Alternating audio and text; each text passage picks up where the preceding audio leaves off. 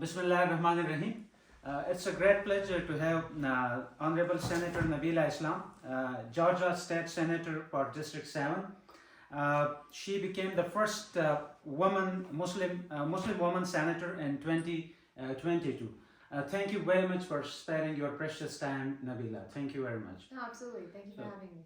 So the first question I would like to ask there is, what inspired you to pursue a career in politics?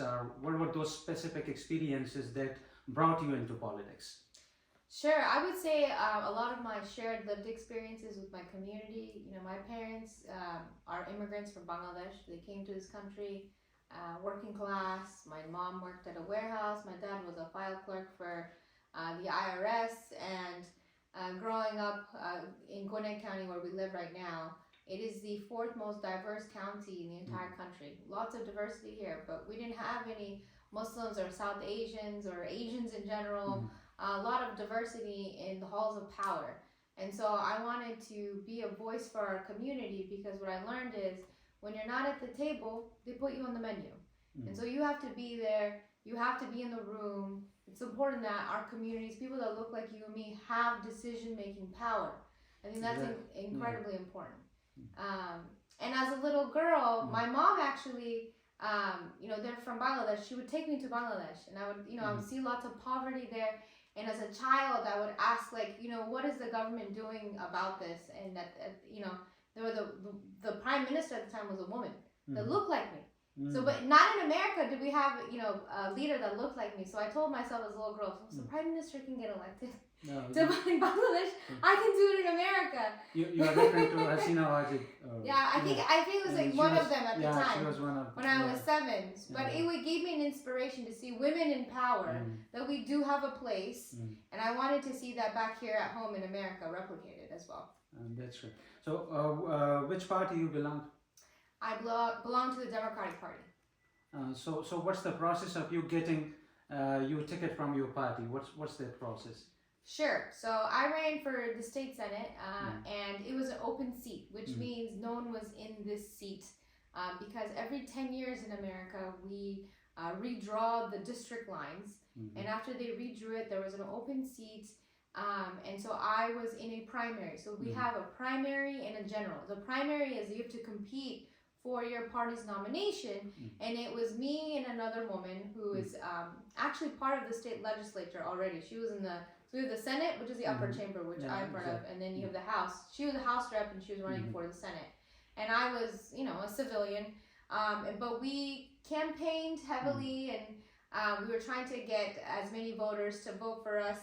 And I actually won by 77 votes, less than 1%, 1% of the margin. Yeah. So that's how you get the nomination for your party. But the actual work that you have to put into it to get to that point is very lengthy. You know, it includes fundraising from, you know, everyone in the community, small dollars, $2, $3, $4. I had over 3,000 individuals donate to my campaign, and a lot of it was $20, $30, and because people really believed that I could help change their lives so they're better.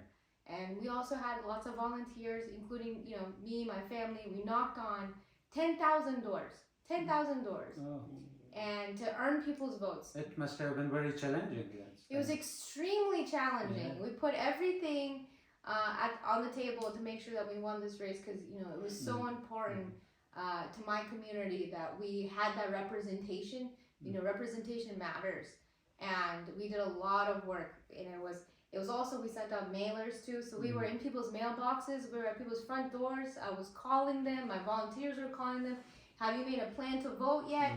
So it was lots of steps, and it took you know, a team of folks. You know, I had a campaign manager, I had a finance director, I had consultants, I had people that were helping me design my mail pieces. I also did a small TV ad, so it was on television as well. So it was a comprehensive effort, very strategic. You know, if you win by 77 votes, you had to be very strategic. But we laid out a very strong campaign, and we won. So, keeping in view these challenges and that difficult task, of course. So, what are you getting in exchange of your contributions as a senator? I mean, your compensation. Love and happiness. No, I get paid $22,000 a year, which is not anything at all. It's like almost $1,500 a month. Like, yeah, it's about. So I would like to switch over to Urdu at this particular moment. So, dear audience, ये जो मैंने पूछा है नबीला साहिबा से कि जी आपको क्या मिलता है मंथली, तो वो मुश्किल से कोई $1,500 बनते हैं. तो हमारे यहाँ और यूनाइटेड स्टेट्स का आप मुआवजा कर सकते हैं, क्योंकि यहाँ पे एक टैक्सी ड्राइवर या जो ऑड जॉब्स लोग करते हैं वो इससे कई गुना ज़्यादा कमाते हैं. सो मैं ये उनसे लाजमी पूछूंगा कि जी फिर कैसे मैनेज होता है. So Nabila, I would like to ask that, I am really curious that what do you do for a living like.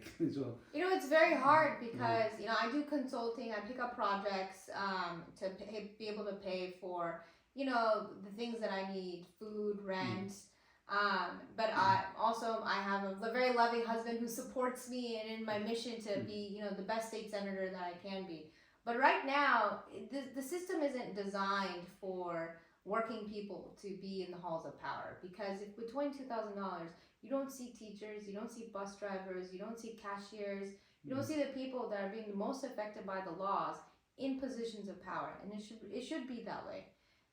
And so right now it's mainly a lot of retired folks, a lot of very wealthy, affluent people who can afford to be a state senator or a state house representative.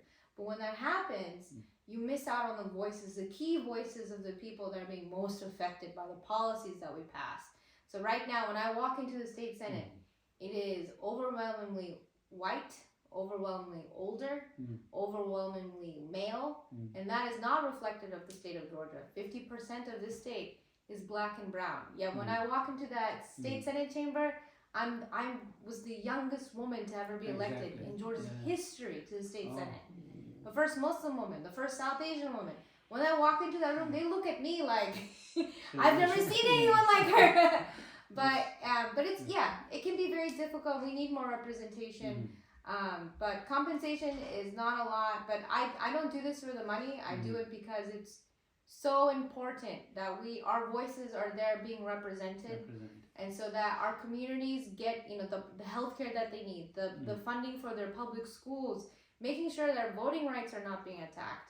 I think it's so important that we have young voices in the room as well. So I do this because it's the return on it is lifting up my neighbors, my family, the children in our community, and that's what gives me it's not the money, it's like being able to see that I was able to make a consequential impact for my community, and that is why I'm a state senator.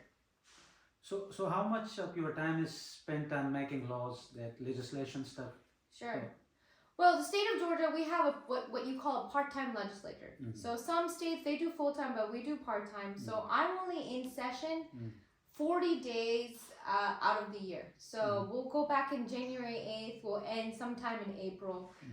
That is the time that we have to actually pass laws. And so, That's a very small window. It's an extremely small window. There's a saying, it's like drinking from a fire hose. You're just like, you can't turn it off, but you gotta just keep going. So it's been, there's a lot of work. Right now my party, they're in the minority, and the majority party is the Republican Party. So our governor is a Republican, the leaders in the Senate and the House are Republican. So we do a lot of work across the aisle. So how do you work with your opponents, like in making laws? So what's the So what I've come to realize is these people are not my enemy, they are my opposition, and at the end of the day I need their help in order to pass laws. So I find issues that are bipartisan, meaning that both parties, they want to see more health care for people, they want to see their taxes go down, they want to see want to make sure that our schools are being fully funded. There's sections where we can meet each other and we have the same values. So even though we're partisan, there's different things about us that make me a Democrat and make my opponents a Republican, that we have more in common than what divides us. So I work on issues. Right now I'm working on a veterans bill to help the people that were, once a part of our national army. I'm working on a bill to lower taxes on menstrual products for women and girls. I'm working on another piece of legislation for gun safety. And America has a very bad gun problem.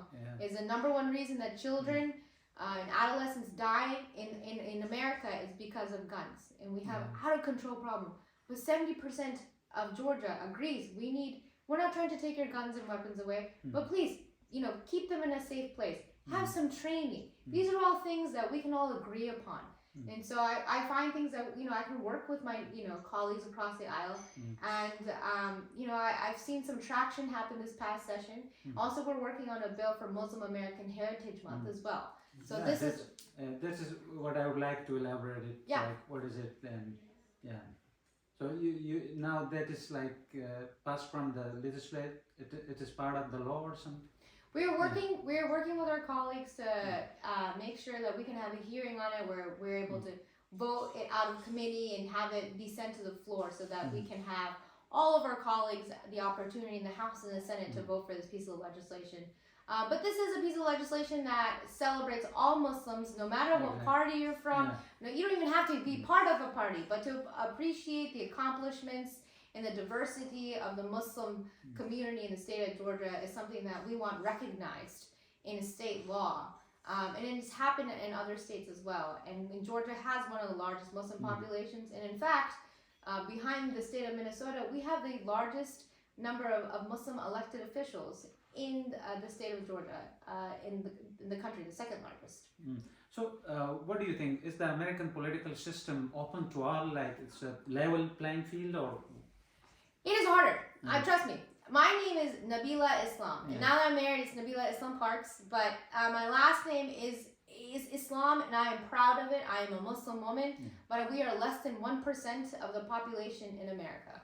And with that being said, there are things and challenges like Islamophobia, because I am a woman of color, because I am a woman. There are lots of barriers that, a white man, wouldn't have to go through. So the challenge is you have to work 10 times harder. I told you, we knocked on 10,000 doors. We raised $190,000 for my campaign. None of the money went into my pocket. That is all money used to make sure that voters know who Nabila Islam is, what she stands for, and how she's going to fight for you.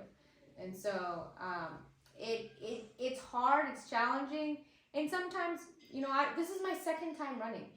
This is, but what I've realized is that failure is steps to success. Exactly. So you got to keep moving. You got to, you work so hard, you can't stop. And I have like a fire in me where I'm always like, we're going to, no matter what, nothing's ever going to bring me down because I know why I'm doing this. It's not for money.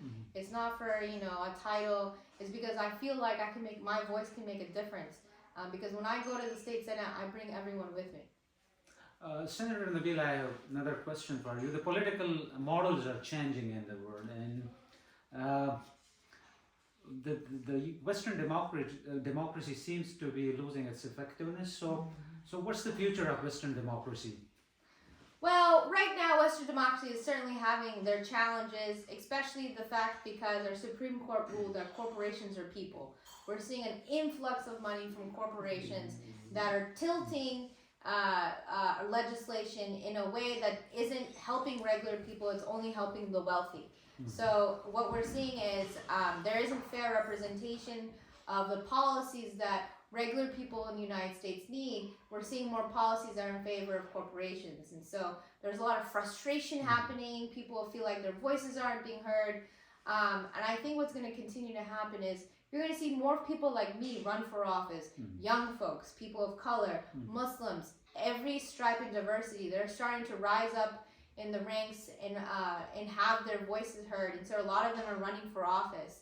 Every year, when I was younger, I didn't think it was a real possibility for me to run for office because I didn't think the country would be ready to elect someone like me until maybe later in my life, until maybe I was 50 or 60. I got elected when I won my race when I was 32.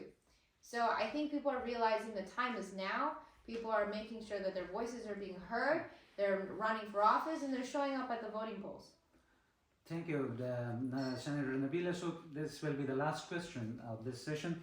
So how do you intend to foster an environment of inclusivity and diversity within the state of Georgia, and what measures are being taken that all the communities feel supported and represented? Absolutely. As I told you, representation matters, and when I am in the state senate, I am doing this because I want all of my communities to be heard. The district that I represent is one of the most diverse districts in the state of Georgia. It includes about 22% is Asian American, about 21% is African American, 17% is Hispanic.